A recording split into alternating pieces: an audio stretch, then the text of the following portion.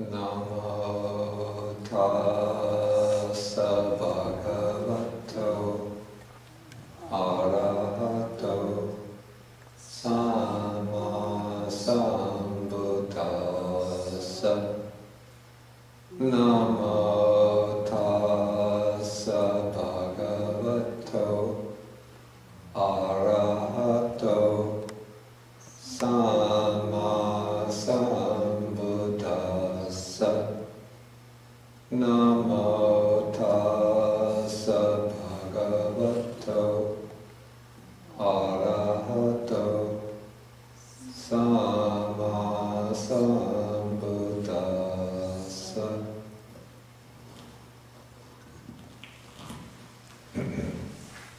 Good morning, everybody.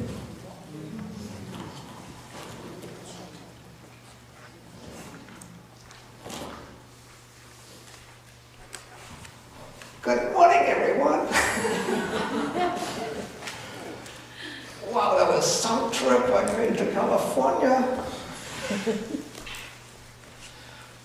I gave lectures on Abhidharma. No, I didn't take you to California. I was there. And everybody was so impressed by me. No. You have to speak the truth. You were just staying in the room. I left you behind. No, I was there. Okay, where did you stay in California? I stayed in the Tathagata Meditation Center. But the Tathagata Meditation Center is in San Jose. Where was the conference? Conference was in, where was the conference? Okay, you better go back to sleep. Okay?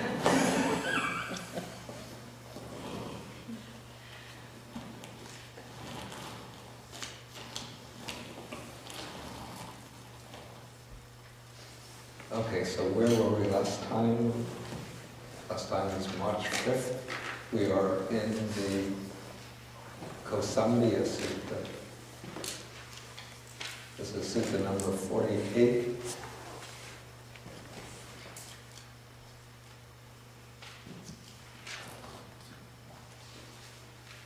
And last time we dealt with the first part of this sutta, which discusses what are called the 6 principles of harmony and respect. And then the last of the 6 principles of harmony and respect is harmony in views. So the text says, I'm on page 421 in the sutta.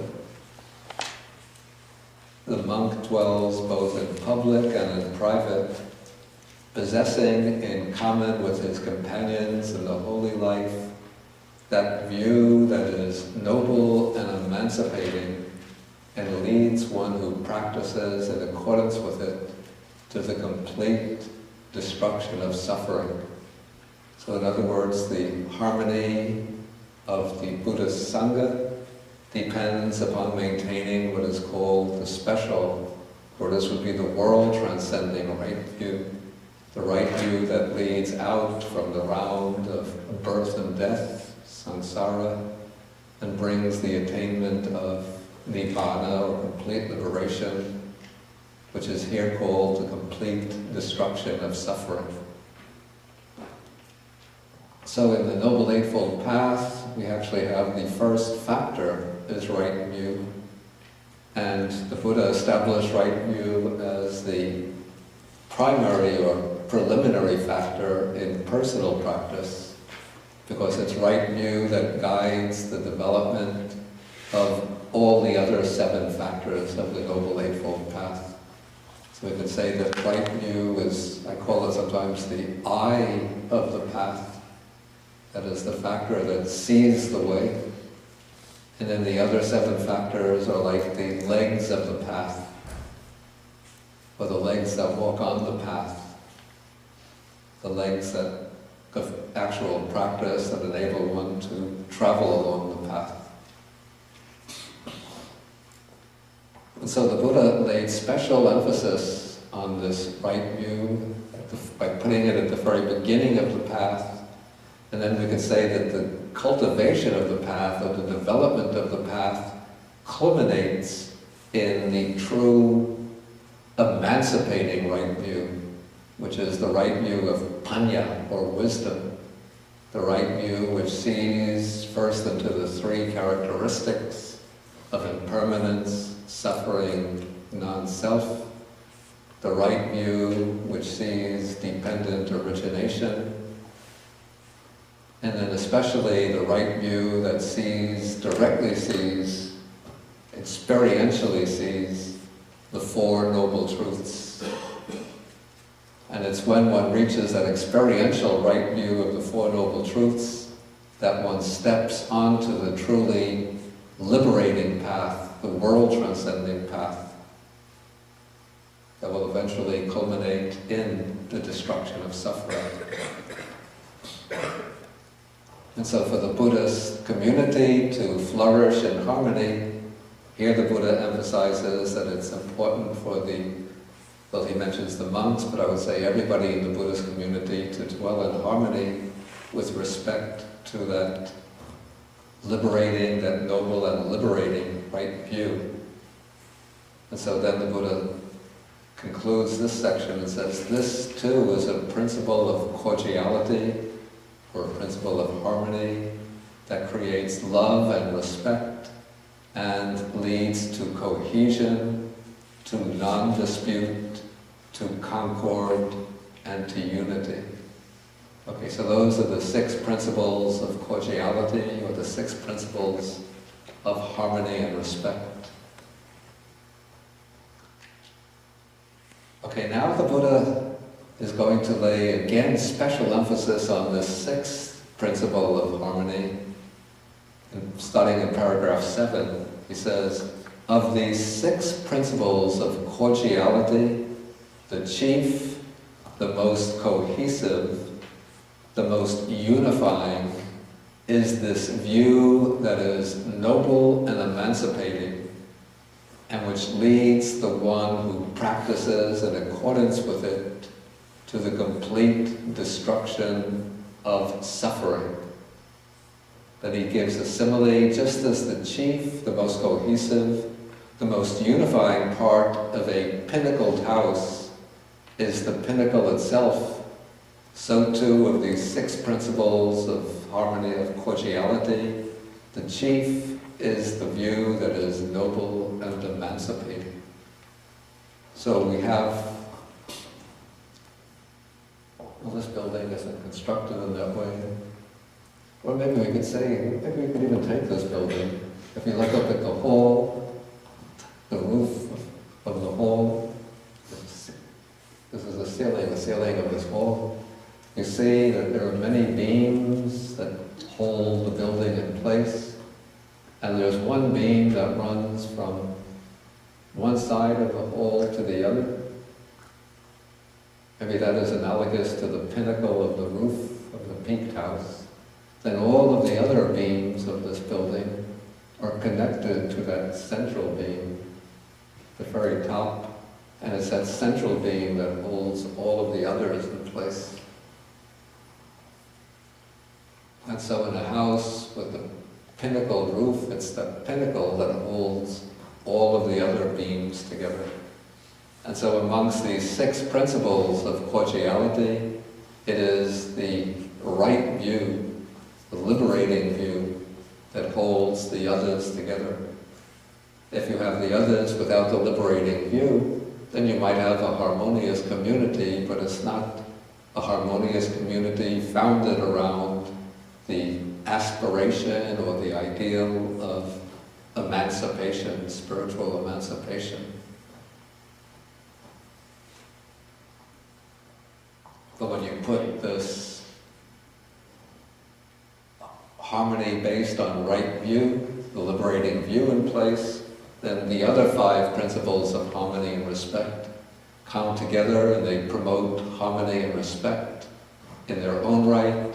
And they also draw all of the participants in the community together around this aspiration or ideal of emancipation.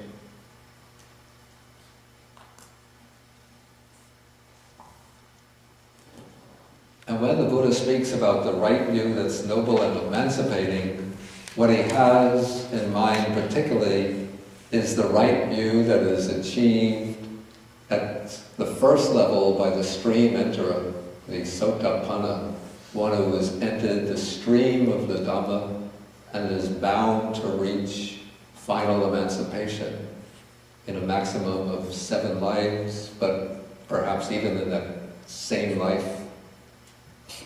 And so the entire practice of the Buddha Dhamma, you could say, initially culminates in this world-transcending right view. And so the task for the practitioner, still in the stage of the ordinary person or the worldling, is to arrive at the right view of wisdom, the right view of panya, of insight wisdom. And then when one acquires that right view of insight wisdom, then one can use that right view in order to chop away at all of the remaining bonds and fetters of the mind until the mind becomes completely unbound and unfettered, liberated. Of course, to achieve that right view, one has to undertake the practice. It's not enough just to read books, to have discussions, to study, but it's through the practice of the other factors of the Eightfold Path that the world-transcending right view will arise. But at the initial stage, the emphasis is on getting that right understanding, that penetrative understanding. And so the Buddha usually doesn't admonish his disciples to go into the deep samadhis, the formless jhanas, and so on, in the earlier stages of training, but rather to get the penetrative right view. Then with that penetrative right view, one can cultivate and mature all the other factors of the path until they're all working together in harmony to liberate the mind from the deepest kilesas or defilements. And so now the Buddha is going to go on to explain this right view in terms of a disciple at this first stage of realization, the stage of the Sotapanna, or the stream enterer.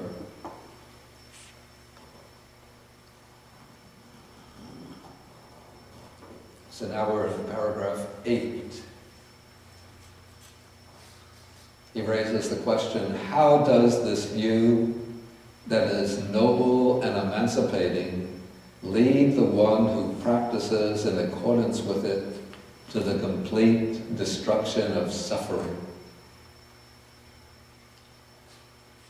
Okay, then he gives a case of here the monk gone to the forest or to the root of a tree or to an empty hut, considers thus, is there any obsession unabandoned in myself that might so obsess or so overwhelm my mind that I cannot know or see things as they actually are?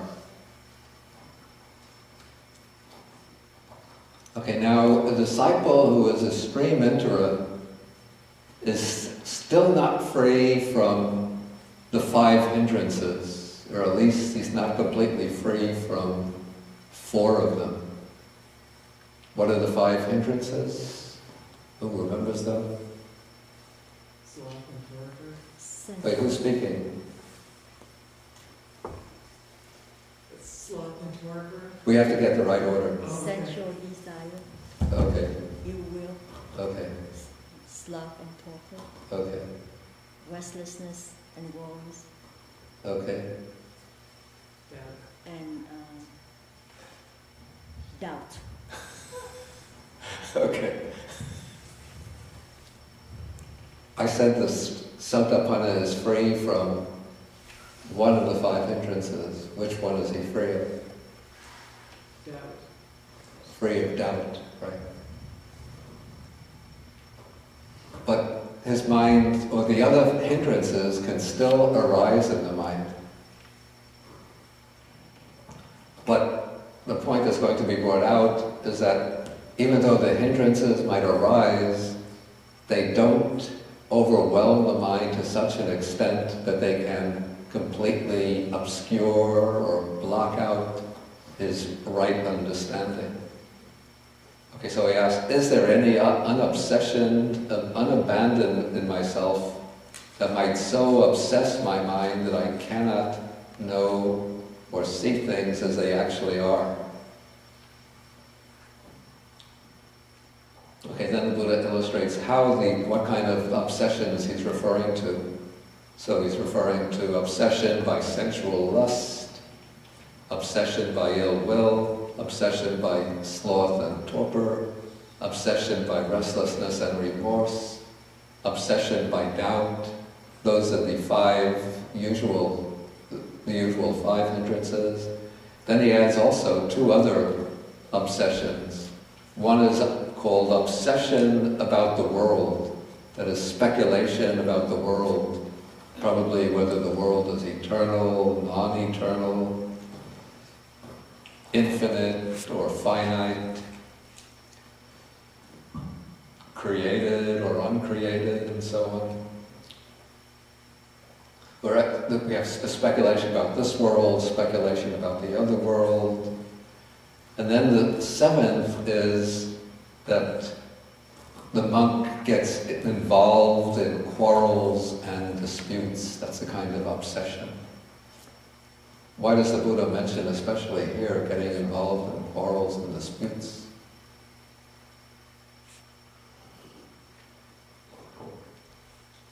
Because it's about harmony. The Sutta is talking about harmony. Yeah, but something a little more specific. Going to the bathroom. About a month going to the bathroom. Well, that's the background story, but what happened? What happened as a result of that?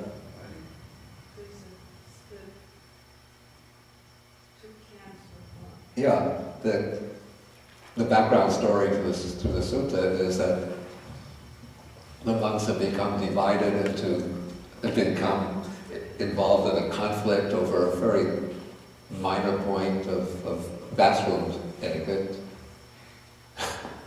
And they were quarreling and disputing, and they wouldn't allow themselves to be reconciled with one another.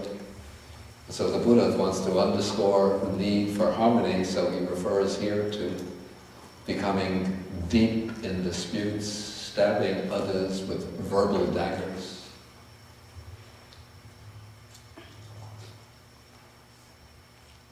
Okay, so the Buddha is now taking the case of the monk who is presumably a stream enterer, so he says that this monk understands thus: there is no obsession unabandoned in myself that might so obsess my mind that I cannot know and see things as they actually are. My mind is well disposed for awakening to the truths, that is, for the Four Noble Truths.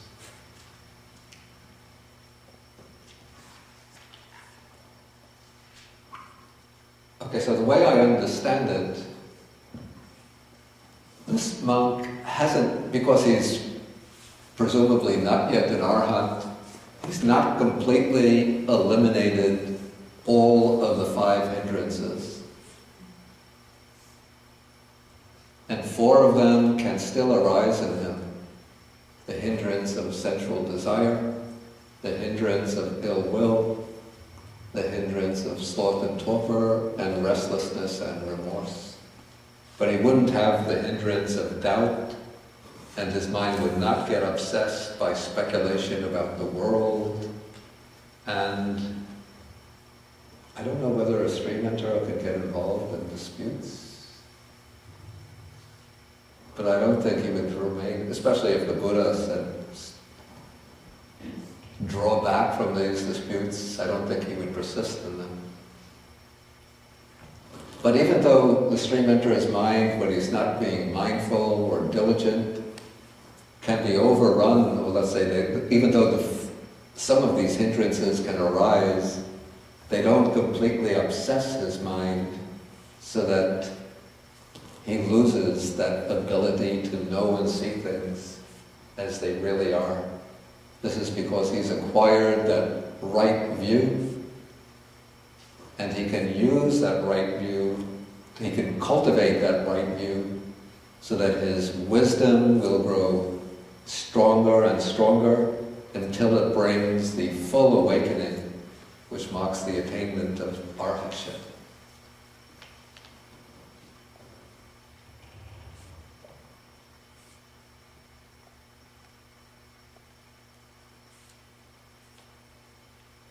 Okay, then paragraph 9. The noble disciple considers thus: when I pursue, develop, and cultivate this view, do I personally obtain serenity? Do I personally obtain, here the word is translated as quenching, which might not be so clear. The word that's translated serenity is samatha.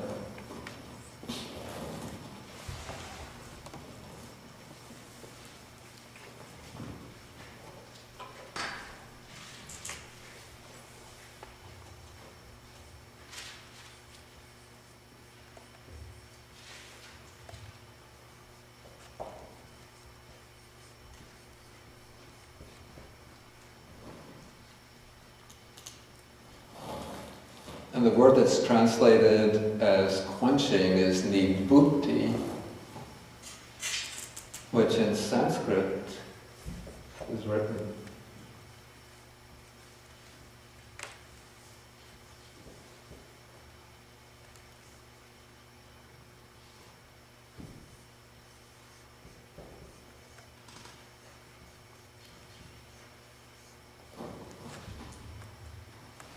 and so it seems to have some relation to the word nibbana, even though the two words actually come from different roots.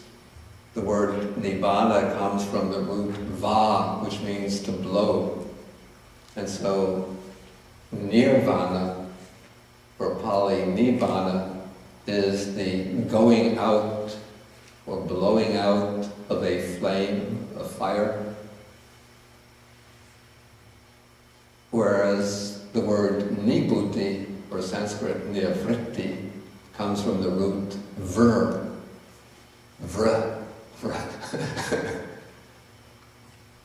which means to become, something like to become active, or to become activated. And then nibbuti is like deactivation. And then it comes to signify a state of peace, inner quiescence.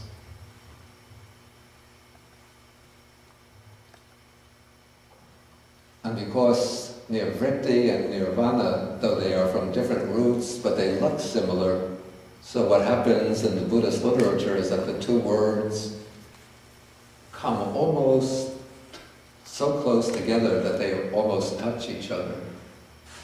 So nibbuti comes to be used almost as a synonym for nibbana.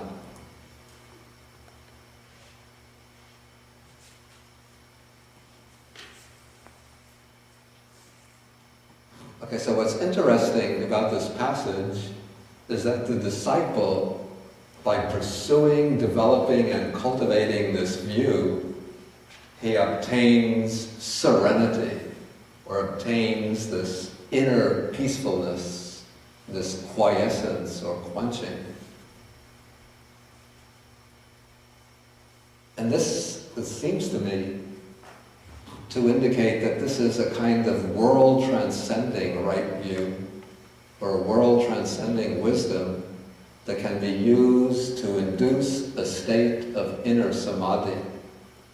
This seems to be a different kind of samadhi from the samadhi which is developed as a preliminary stage to developing wisdom. In the usual meaning of samadhi, one chooses an object on which to focus the mind, like in and out breathing, or a kasina, the colored disc, or the loving kindness. And one just goes on focusing on that object over and over.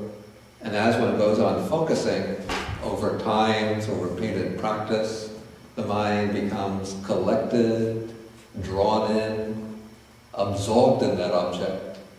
And through that sustained attention to the object, one enters deeper concentration, which eventually becomes samadhi. Then one uses the mind of samadhi, the concentrated mind, to investigate the nature of body and mind, the sankharas or conditioned factors of body and mind. And on that basis, panya or wisdom arises. And then one develops that wisdom further until one makes the breakthrough to realization. So that is the normal procedure, the sequence of based on sila or moral conduct. One develops samadhi. On the basis of samadhi, one develops wisdom. But now once a disciple achieves that world-transcending wisdom, or that emancipating right view, he could draw it in within himself and contemplate things as they really are, and in this way collect the mind in a way that harmonizes samadhi and wisdom. So wisdom becomes the forerunner, which brings the mind to a state of inner collectedness, inner quiescence. And in that inner quiescence, there's also the power of panya operating.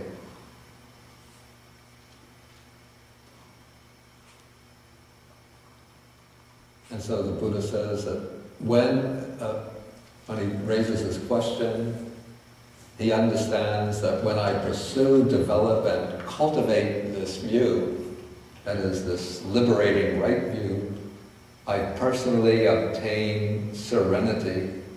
I personally obtain quenching or quiescence.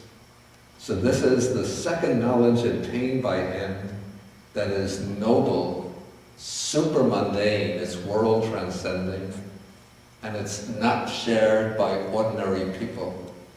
In other words, this is not a kind of knowledge which is held in common by people who are called putujanas, simple worldlings or ordinary people. But this is the knowledge of somebody who is a noble disciple, one who is already irreversibly on the path to final liberation.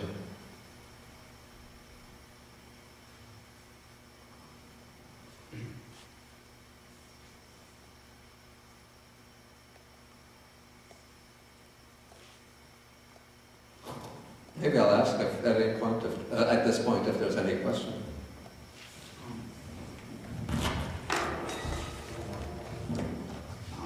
I don't mean this necessarily in a personal way, but am I an ordinary person?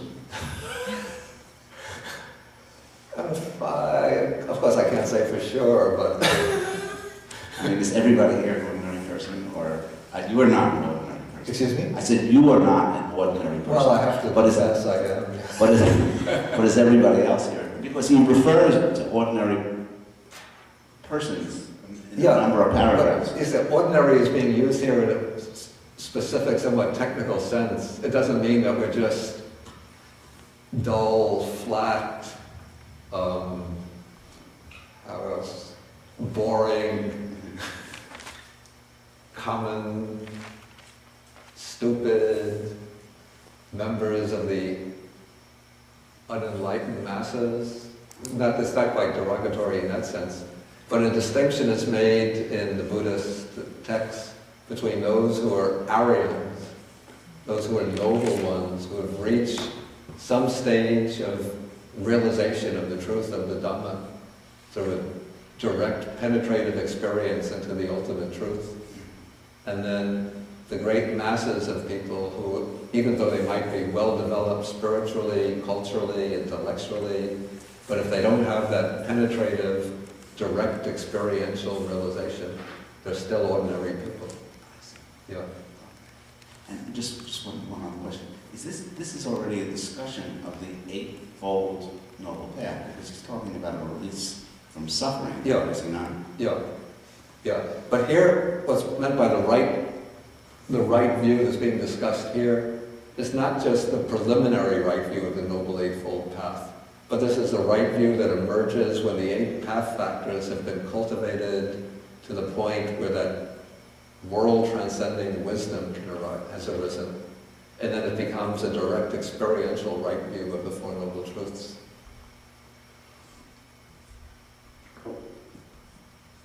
Any other question on what's been covered so far?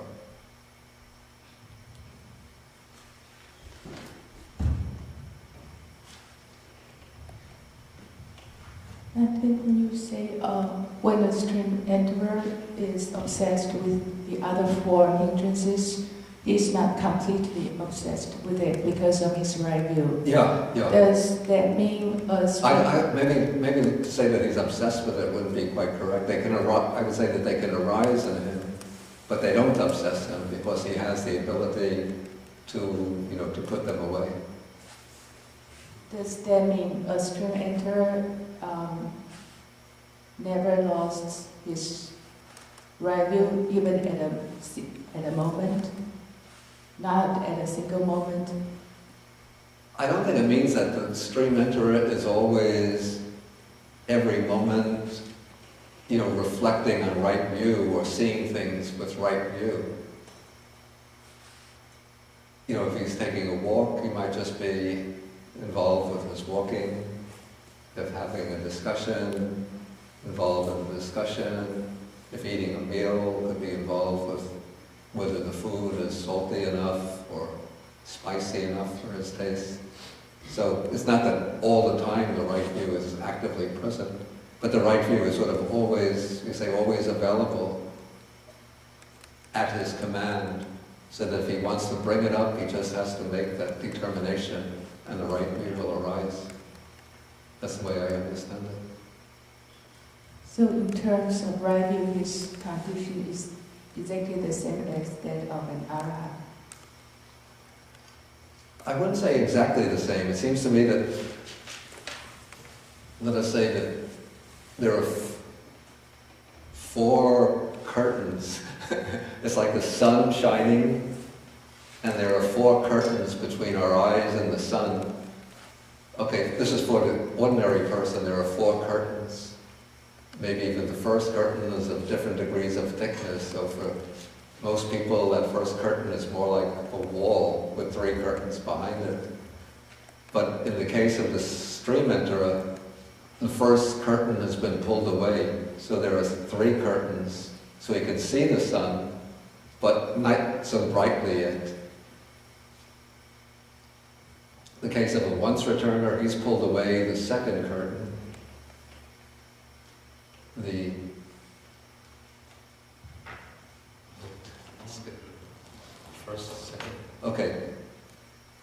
The non-returner has pulled away the 3rd curtain, so there's only 1 curtain between the non-returner and the sun.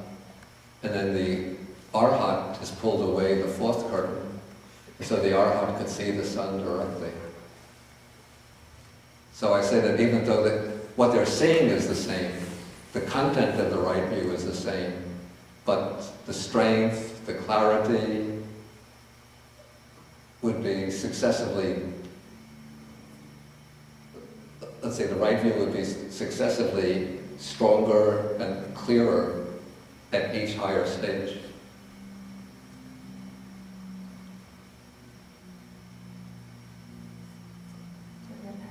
A second question. Yeah.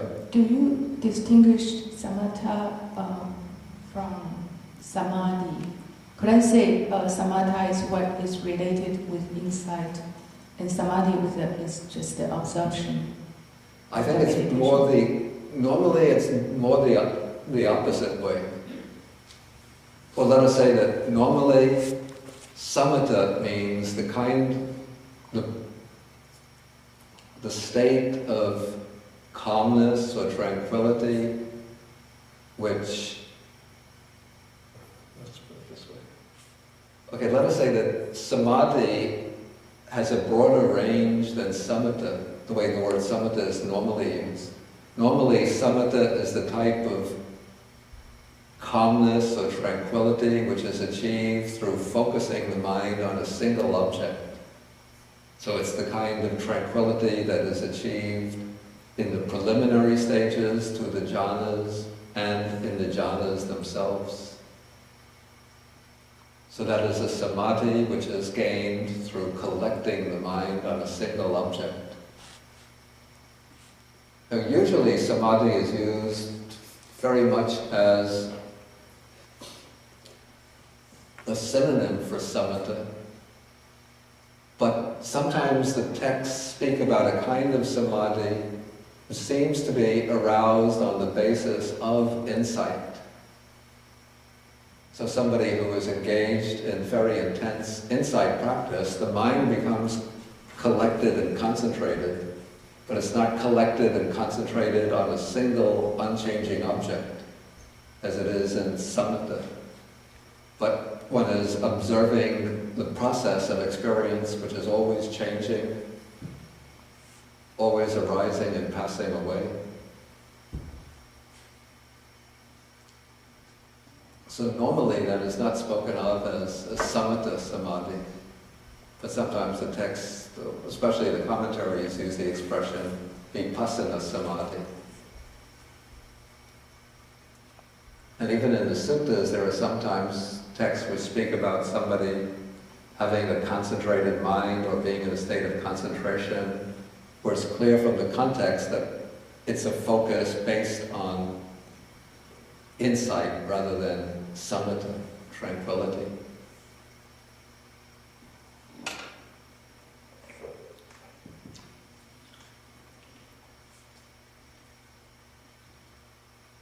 But normally when we speak of like sila, samadhi, panya, normally that samadhi is the samadhi of samatha.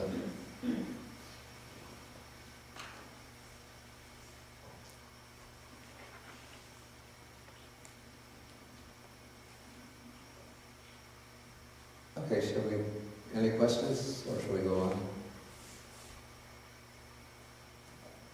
Okay, then I'll go on to the next. Okay, so that is the second special knowledge.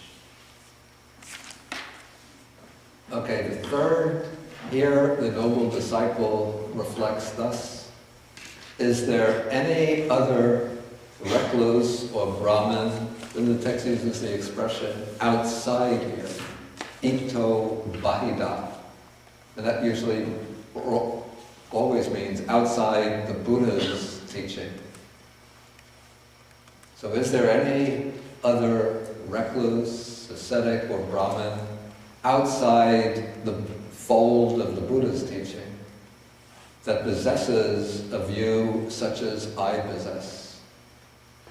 In other words, is there any other ascetic or Brahmin outside here who possesses this view of dependent origination, the three characteristics, and especially the view of the Four Noble Truths? And he understands thus there is no other ascetic or Brahmin outside here, outside the range of the Buddha's teaching, who possesses a view such as I possess. So that is the third knowledge attained by him that's noble, supramundane, world-transcending, not shared by ordinary people.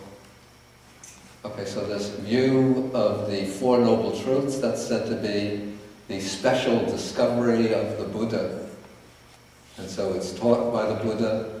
And even though we find maybe in some spiritual teaching some recognition of the relationship between craving and suffering, but that relationship is not articulated so clearly and laid out in such a systematic framework as in the Buddha's teaching. And especially to arrive at the world-transcending right view, this requires the prior cultivation of contemplation of dependent origination, paticca samuppada, and the prior contemplation of the three characteristics, impermanence, suffering, non-self, the contemplation of the characteristics of the five aggregates. And so all of these modes of contemplation are quite special to the Buddha's teaching. And so it's only through these contemplations that one can arrive at the right view of that special world-transcending view of the Four Noble Truths. Okay, so then this is the third kind of knowledge possessed by this, attained by this disciple, which is noble, super-mundane, not shared by ordinary people. Okay, now the Buddha is going to take up what is called the character. The word here is dhammata, or we could even say the nature of a person who possesses this right view.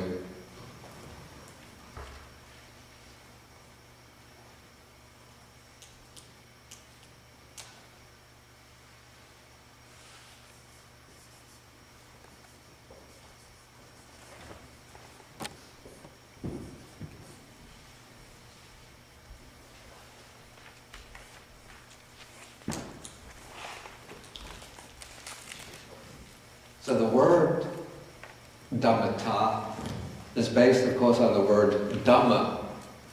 So dhamma often, the word dhamma often means simply the Buddha's teaching, but originally it means something like the nature of a thing. And so the nature of a person, the nature of things in general becomes dhammata, and the nature of a person also is dhammata, the nature of a person. So we can call this the character of a person, in this case the one who possesses this right view. Okay, so then the Buddha is going to explain this specifically in relation to a monastic person. So he says, this is the character of a person who possesses right view, although he may commit some kind of offense for which a means of rehabilitation has been laid down, still he at once confesses, reveals, and discloses it to the teacher, that is to the Buddha, or to his wise companions in the holy life.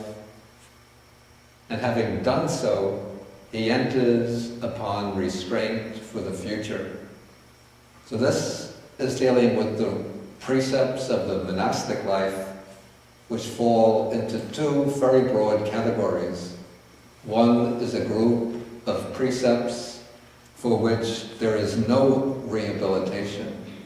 These are the four grave offenses, and if one commits any of these, the consequence is that one loses one's status as a member of the monastic sangha. For the monks, the four, we call these in Pali parajika offenses, which means literally defeating offenses. We can call them expulsion offenses. If one commits one of these, then one has to leave one's membership in the monastic sangha. And the four defeating or expulsion offenses, one is engaging in sexual intercourse. Second is stealing something of such value that one would be subject to legal punishment under the law.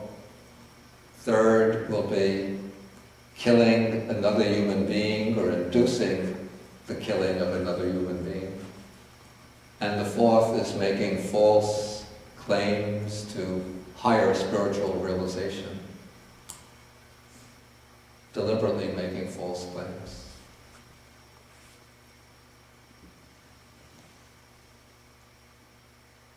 Okay, so then all of the other offenses are called offenses from which one can be rehabilitated.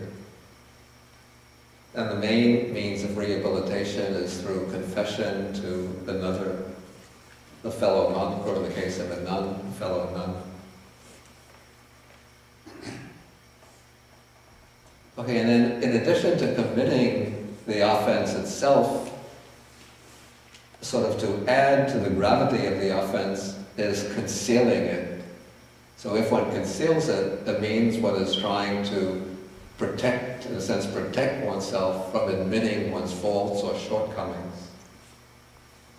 But here the Buddha says that the character of a person with right view is such that even though sometimes through negligence or maybe even through strong temptation, he might commit some kind of offense of a kind for which there's rehabilitation, but he doesn't try to conceal it or to cover it up, but he will confess it, reveal it, and disclose it to either to the Buddha, but more usually to fellow monks. And then after that, then he will enter upon restraint for the future.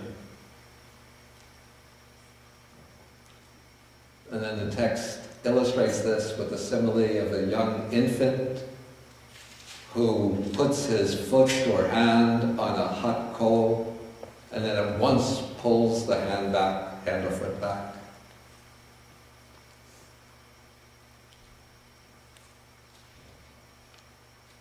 Okay, so if the disciple sees that he has a kind of character, then he understands, I possess the character of a person who possesses right view. Okay, so this is the fourth knowledge.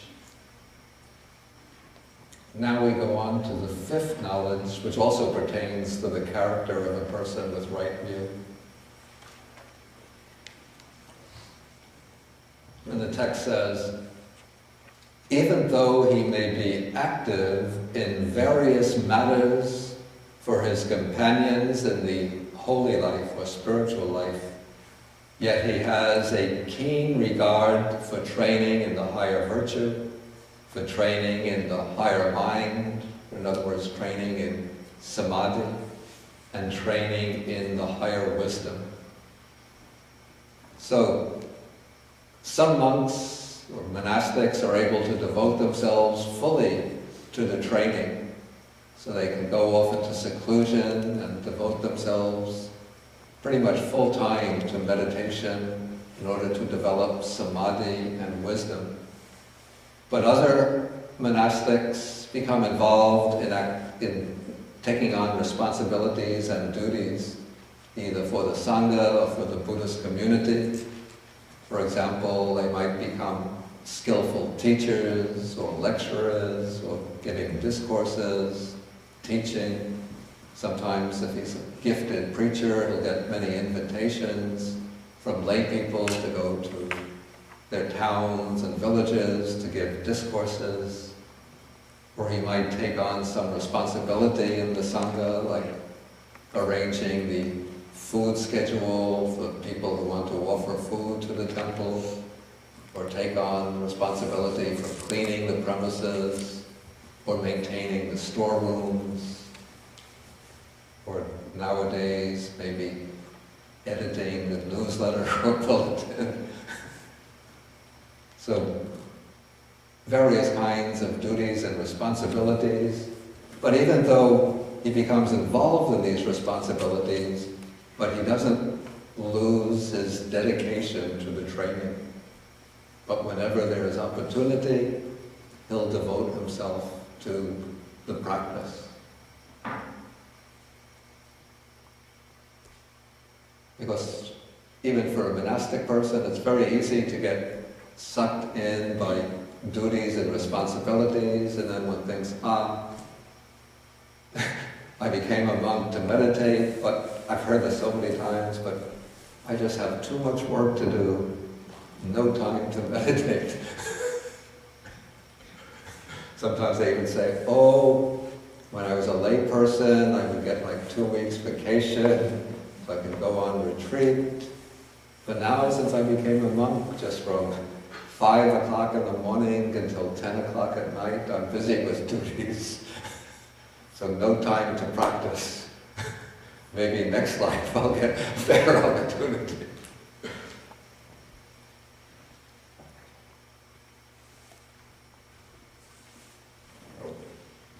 But the person with right view will always have this keen regard for the training, so that even though his time might be limited, but whenever there's some time during the day, he'll always set up certain periods for the practice in order to develop serenity and insight.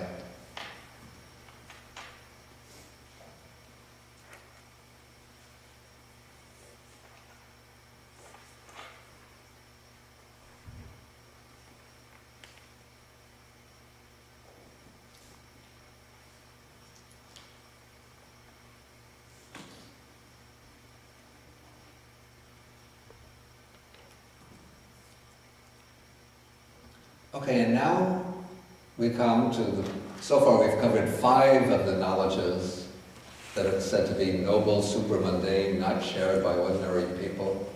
Now we come to the sixth and 7th deal with what is called the strength of this noble disciple, or the strength of the person who possesses right view. The strength is the power. If I remember, the Pali word is balaka.